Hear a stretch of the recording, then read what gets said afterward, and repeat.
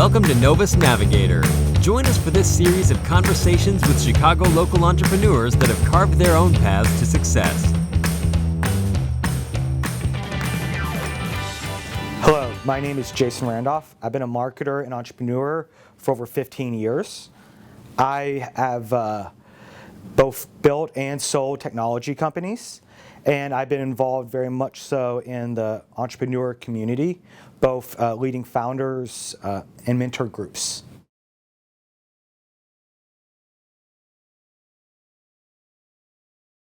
There's really two keys to being a great mentee.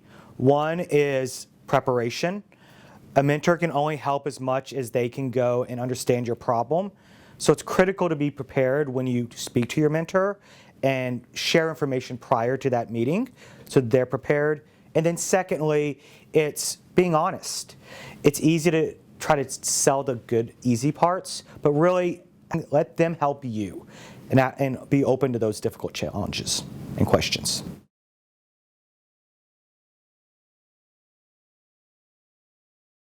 First, I look for people that have gone and been there before. The key is what you're looking for is experience shares, so that when you're going to go through those challenges over the next couple of years, you have someone there to help guide you and that's been there to give you advice and experience shares.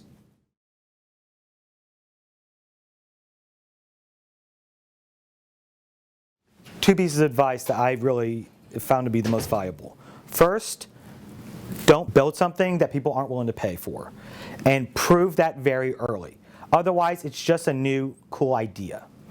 Second is, don't try to build the ultimate product to start with. Start with a small prototype, get feedback, and learn. Because too many startups go and try to build and spend too much time building the perfect product, then find out there's only a few core features that the clients really cared about. If they had focused on that really early, they'd have gotten far more growth and a lot more speed.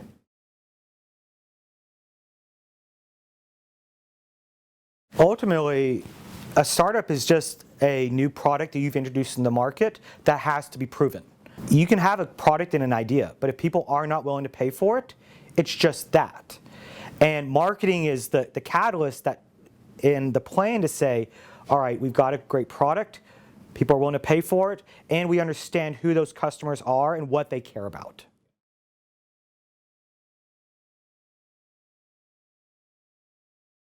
Before the startup starts.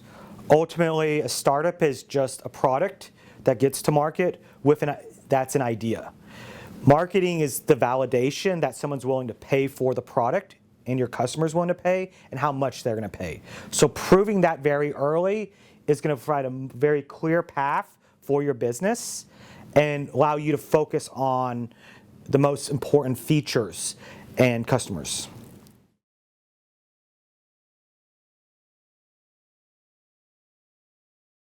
Ultimately, marketing is what's going to drive the business, and a product is just that, or an idea, until someone's willing to pay for it, and you as a business have a clear path of how you're going to take the business and your customers here all the way to a large growing company.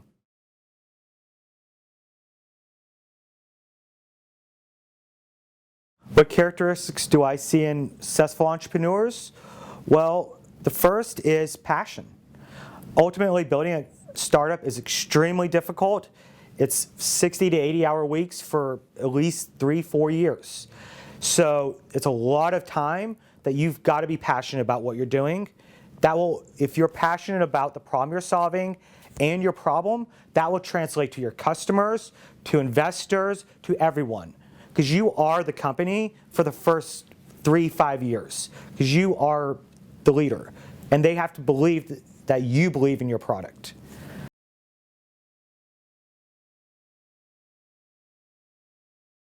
Well, we're seeing a large growth in Chicago. The Chicago entrepreneur community has grown significantly.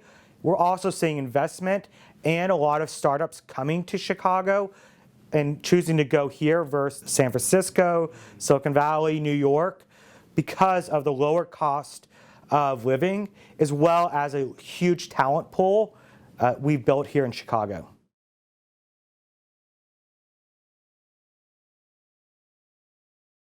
Personally, I don't look at more the industry as much as the problem.